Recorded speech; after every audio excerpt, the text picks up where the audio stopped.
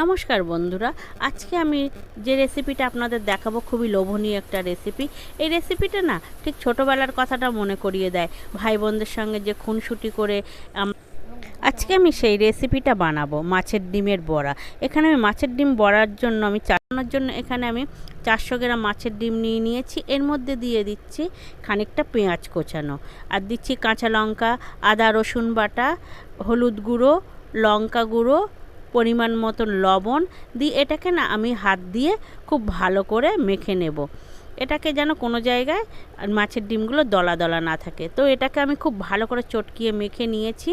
হাত দিয়েই মেখে নিতে হবে, এটা তাহলে সব থেকে সুবিধে। তো মাখা হয়ে গেছে। আমি একটা ননস্টিকের ফ্রাই প্যান নিয়েছি। নিয়ে এই ফ্রাই প্যানের মধ্যে আমি বেশ খানিকটা তেল দিয়ে ভালো করে তেলটাকে আমি গরম করে নিচ্ছি।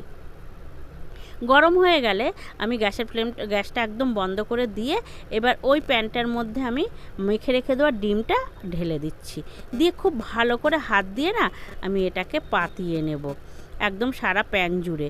তো এই সময় বন্ধ করে দিলে কি হবে, তাহলে না দেওয়ার সঙ্গে সঙ্গে ডিমটা ভাজা হয়ে যায়। তো গরম তেলে দিলে তো আরও গ্যাস জ্বালিয়ে রাখলে খুব তাড়াতাড়ি সব দিক ভাজা হবে না। তো ওই জন্য না গরম তেলে এটাকে দিয়ে ভালো করে পাতিয়ে নিয়ে তারপরে আবার গ্যাসটাকে ধরিয়ে এটাকে একদম পুরো লো ফ্লেমে ঢাকা দিয়ে বসিয়ে রেখে দেবেন। তো এইভাবে বসিয়ে রেখে দিয়ে আপনার মিনিট 5-4 আমি বসিয়ে রাখতে হবে। তো বসিয়ে রেখে দিয়ে আমি একটা মশলা বানিয়ে নিচ্ছি এতে দেওয়ার জন্য। রসুন দিয়েছি, অল্প একটু আদা, কাঁচা লঙ্কা, আর দিচ্ছি আমি এর মধ্যে একটু পেঁয়াজ, আর দেব অল্প একটু জিরে, সামরিচ, এলাচ, লবঙ্গ, পেস্ট বানিয়ে নিচ্ছি। এটার একটা পেস্ট বানিয়ে মিনিট 5-7 হয়ে গেছে। এবার আমি ঢাকনা খুলে আপনাদেরকে দেখাচ্ছি। দেখুন ঠিক মাঝখানটা হয়ে গেছে। সরি, এটা মিনিট 4-5 পরেই। এখনও কিন্তু সাইডগুলো না দেখছেন তো কাঁচা আছে। তো আমাকে আরেকটু ঢাকা দিয়ে এটাকে রেখে দিতে হবে। তো আমি ঢাকা দিয়ে গ্যাসের ফ্লেমটা কমিয়ে রেখে দিয়েছি। দেখুন আর 5 মিনিট পরে আমি খুলে আপনাদেরকে দেখাচ্ছি। পুরোটাই হয়ে গেছে, দেখুন কোনো জায়গায় আর কাঁচা নেই। সাইডগুলো ভাজা মতন হয়ে এসছে, দেখতেই পাচ্ছেন আপনারা। তো আমি এই সময় না এক্ষুনি আমি এটাকে কাটবো না, মিনিট 5-7 আরেকটু রেখে দেবো। তারপর ঠান্ডা হয়ে গেলে এটাকে আমি তুলে নিচ্ছি। দেখুন কোনো দিকে অসুবিধা হয়নি, একদম সুন্দর উঠে এসছে। তো এটাকে আমি পিস পিস করে নিচ্ছি। আপনাদের মনের মতন আপনারা শেপ দিয়ে নেবেন। আমি এখানে চৌকো করেই কেটে নিচ্ছি। তো এইভাবে কেটে নিয়ে আমি এটাকে রান্না করব। এটাকে আমি আলু দিয়েই রান্না করব আজকে। তো এই রেসিপিটা খুবই লোভনীয়, আর এটা সবারই পছন্দ, বাচ্চা বড় সবাই আমরা এটাকে পছন্দ করি মাছের ডিমের। তো বর্ষাকাল, তো এখন বাজারে প্রচুর মাছ আসছে, আর সেই মাছে প্রত্যেকটাই ডিম আছে। তো ওই জন্য আজকে আমি এই রেসিপিটা করলাম। দেখুন কত সুন্দর উঠেছে পিছনগুলো। দেখুন নিচের সাইডটা না পুরো ভাজা হয়ে গেছে, এটার এক পিঠ ভাজা হয়ে গেছে। তো এটাকে কিন্তু আমি আর ভাজা করব না, এটাকে এইভাবেই রান্না করব।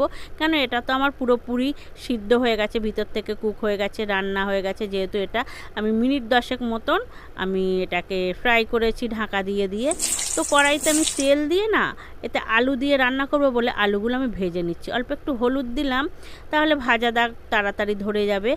আর হলুদ দিলে না অনেক সময় আমরা কিছু তেলের উপর দিলে খুব ছিটকায়, তো হলুদটা দিলে না ছিটকানোটা বন্ধ হয়ে যায়। তো আলুটাও ভাজা হয়ে গেছে, আমি আলুটাকে না তুলে নিচ্ছি। আলুটা বেশ ভালো করে ভেজে নিয়েছি। এবার ওই তেলের মধ্যে কিছু ফোড়ন দেব আমি, কয়েকটা এলাচ, লবঙ্গ, দারচিনি, 2টো শুকনো লঙ্কা ফোড়ন দিয়ে আমি বেটে রেখে দেওয়া মশলাটা ওর মধ্যে দিয়ে দিচ্ছি। আমি দিয়ে ভালো করে এটাকে কষিয়ে নেব। আদা রসুন পেঁয়াজ লঙ্কা আর অল্প একটু জিরে দিয়ে এটাকে আমি বেটে নিয়েছি।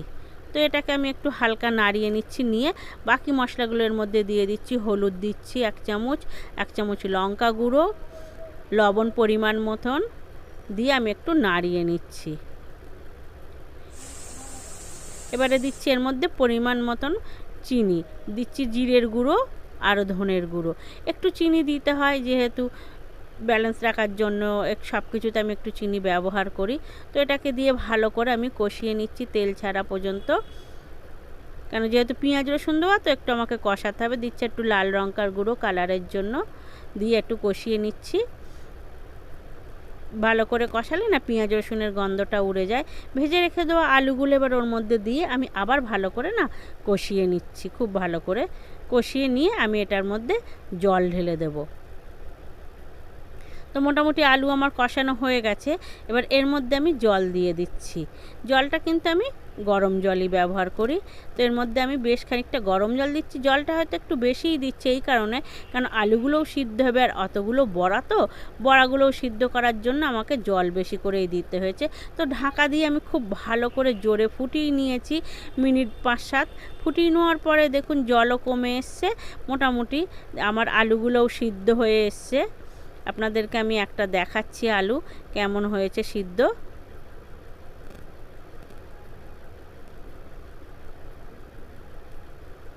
মোটামুটি আমার 80% সিদ্ধ হয়ে গেছে।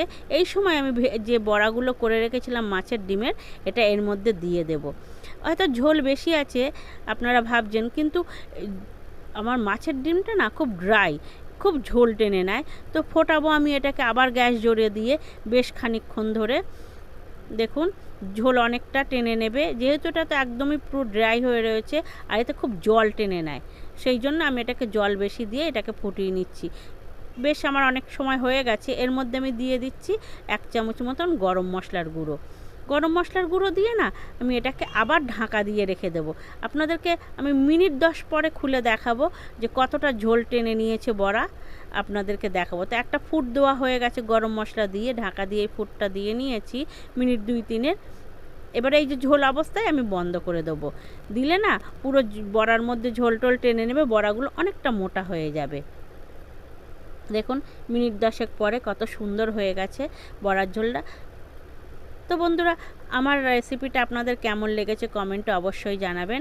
আর আপনারাও বাড়িতে এইভাবে মাছের ডিমের বড়া করে খেয়ে দেখবেন, খুব ভালো লাগে, বাচ্চা বড় সবাই খাবে।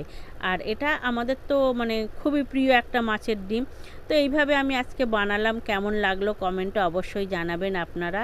ভালো লাগলে একটা লাইক অবশ্যই দেবেন মাছের ডিমের বড়াটার জন্য। আমার চ্যানেলে যদি নতুন হয়ে থাকেন তো একটু সাবস্ক্রাইব করে দেবেন। আপনারাও বাড়িতে এইভাবে রান্না করে খাবেন।